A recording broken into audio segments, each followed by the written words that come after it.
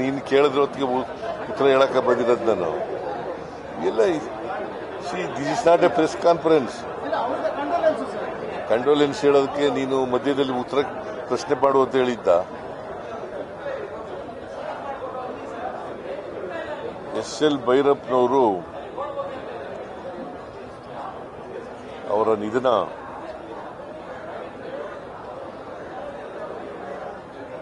ಅವರ ನಿಧನದಿಂದ ಸಾರಸ್ವತ ಲೋಕ ಬಹಳ ಬಡವಾಗಿದೆ. ಅವರು ಸುಮಾರು 25 ಕಾದಂಬರಿಗಳನ್ನು ಬರೆದಿದ್ದರು. ಮೈಸೂರಿನಲ್ಲೇ ಹೆಚ್ಚು ಕಾಲ ಇದ್ದರು. ಓದಿದ್ದು ಮೈಸೂರಿನಲ್ಲೇ. ಹೈಸ್ಕೂಲಿಂದ MA ವರೆಗೆ ಮೈಸೂರಿನಲ್ಲೇ ಅವರು ವಿದ್ಯಾಭ್ಯಾಸ ಮಾಡಿರ್ತಕ್ಕಂಥದ್ದು. ಸೊ ಮೈಸೂರು ಅವರ ಕರ್ಮಸ್ಥಳ. ಅವರ ಕಾದಂಬರಿಗಳು 40 ಭಾಷೆಗಳಿಗೆ ತರ್ಜುಮೆಯಾಗಿದ್ದಾವೆ.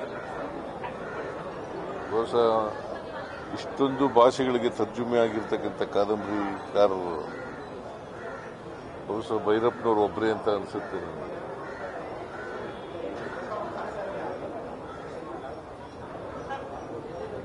ಬಹಳ ಓದುಗರನ್ನ ಸಂಪಾದನೆ ಮಾಡಿದ್ರು.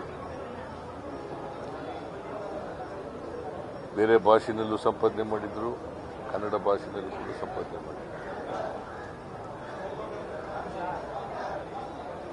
ಅವರು ಒಂದು ಸಣ್ಣ ಹಳ್ಳಿನಲ್ಲಿ ಹುಟ್ಟಿದ್ದದು.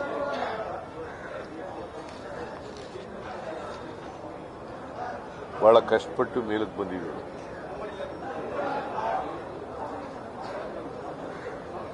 ಅವರ ಸಬ್ಜೆಕ್ಟ್ ಫಿಲಾಸಫಿ.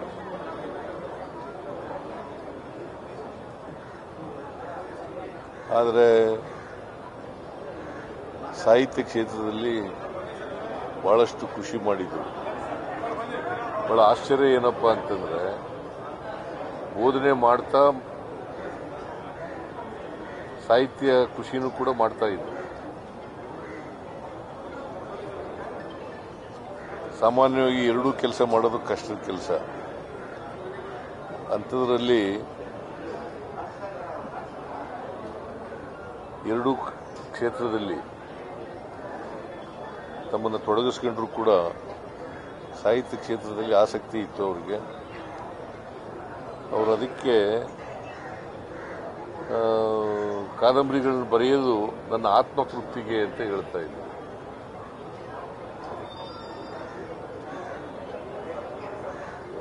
ಅವರ ಕಾದಂಬರಿಗಳು ಜಗತ್ಪ್ರಸಿದ್ಧವಾಗಿರ್ತಕ್ಕಂಥ ಕಾದಂಬರಿಗಳನ್ನು ತಯಾರು ಬರೆದಿದ್ದಾರೆ. ನಾನು ಎಲ್ಲ ಕಾದಂಬರಿಗಳನ್ನು ಓದಕ್ಕಾಗಿಲ್ಲ, ಕೆಲವು ಕಾದಂಬರಿಗಳನ್ನು ಮಾತ್ರ ಓದಿದ್ದೀನಿ. ಅವರ ಬದುಕು ಇದೆಯಲ್ಲ, ಆ ಬದುಕಿನ ಅನುಭವದ ಮೇಲೆ ಕಾದಂಬರಿಗಳನ್ನು ಬರೆದಿದ್ದಾರೆ. ಸೊ ಇವರು ನಮ್ಮನ್ನೆಲ್ಲ ಅಗಲಿದ್ದಾರೆ. ಅವರ ಧರ್ಮಪತ್ನಿ ಇವರು ಕೂಡ ಬದುಕಿದ್ದಾರೆ. ಅವರ ಮಕ್ಕಳು ಕೂಡ ಇದ್ದಾರೆ. ಒಬ್ಬರು ಮೈಸೂರಿನಲ್ಲಿದ್ದಾರೆ, ಇನ್ನೊಬ್ಬರು ಲಂಡನ್ನಲ್ಲಿದ್ದಾರೆ. ಈಗ ತಾನೇ ಅವ್ರನ್ನ ಭೇಟಿ ಮಾಡಿದೆ. ಅವರ ಆತ್ಮಕ್ಕೆ ಚಿರಶಾಂತಿ ಕೋರ್ತಾ ಅವರ ಧರ್ಮಪತ್ನಿಗೆ ಮತ್ತು ಅವರ ಮಕ್ಕಳಿಗೆ, ಅವರ ಅಭಿಮಾನಿಗಳಿಗೆ, ಅವರ ಸ್ನೇಹಿತರಿಗೆ ಅವರ ಸಾವಿನ ದುಃಖವನ್ನು ಭರಿಸಲಿ ಅಂತೇಳಿ ನಾನು ಹಾರೈಸ್ತೇನೆ, ಪ್ರಾರ್ಥನೆ ಮಾಡ್ತೇನೆ. ಒಂದು ಸ್ಮಾರಕ ನಿರ್ಮಾಣ ಮಾಡಬೇಕು ಅಂತ ಮನವಿ ಬಂದಿದೆ ಸರ್. ಸ್ಮಾರಕ ನಿರ್ಮಾಣ ಅವರ ಹೆಸರಲ್ಲಿ ಸ್ಮಾರಕ ಮಾಡಿದ್ರೆ ಗೌರವ ಆಗುತ್ತೆ, ಆ ಮನವಿ ಬಂದಿದೆ ಸರ್. ಈಗ ಬಿಜೆಪಿಯವರು ಹೇಳ್ತಾರೆ ಅಂತ ಮಾಡಲ್ಲ ನಾವು. ಸ್ಮಾರಕ ಮಾಡಿ ಅಂತ ಕರ್ನಾಟಕದ ಹೆಬ್ಬುಲಿ ಶ್ರೀರಪ್ಪ ಸ್ಮಾರಕ ಮಾಡೋಣ. ಎಲ್ಲಿ ಮಾಡಬೇಕು? ಮೈಸೂರಿನಲ್ಲಿ ಮಾಡಿದ್ರೆ ಒಳ್ಳೇದು ಅಂತ. ಮೈಸೂರಿನಲ್ಲೇ ಸ್ಮಾರಕ ಮಾಡಲಿಕ್ಕೆ ನಮ್ಮ ಸರ್ಕಾರ ಕ್ರಮ ತಗೊಳ್ತದೆ ಅಂತಕ್ಕಂಥ ಮಾತುಗಳನ್ನ ಹೇಳಲಿಕ್ಕೆ ಬಯಸ್ತೇನೆ.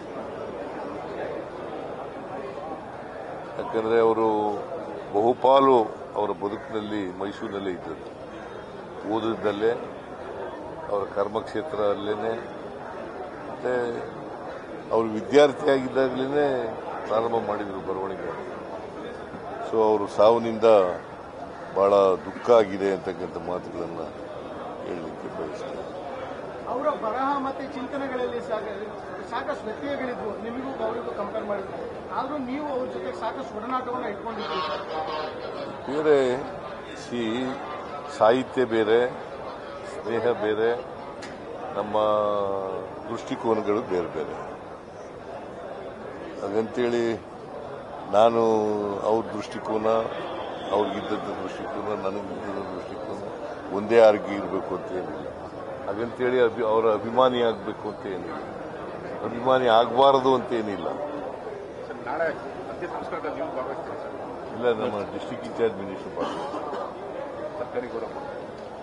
ಸರ್ಕಾರಿ ನಾನು ನಿನ್ನೆನೇ ಹೇಳಿದ್ದೆ, ಭಟ್ರು ನಿನ್ನೆ ತಕ್ಷಣ ನನಗೆ ಫೋನ್ ಮಾಡಿ ಹೇಳಿದ್ರು, ಪಟ್ನಾದಲ್ಲಿದ್ದೆ ನಿನ್ನೆ.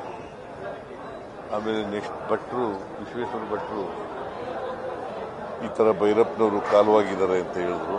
ಹೇಳಿದ ತಕ್ಷಣ ನಾನು ಅವರಿಗೆ ಪದ್ಮಭೂಷಣ ಪ್ರಶಸ್ತಿ ಸಿಕ್ಕಿತ್ತು, ಸರಸ್ವತಿ ಸಮ್ಮಾನ ಪ್ರಶಸ್ತಿಗಳು, ಅನೇಕ ಪ್ರಶಸ್ತಿಗಳು ಸಿಕ್ಕಿದ್ದವು.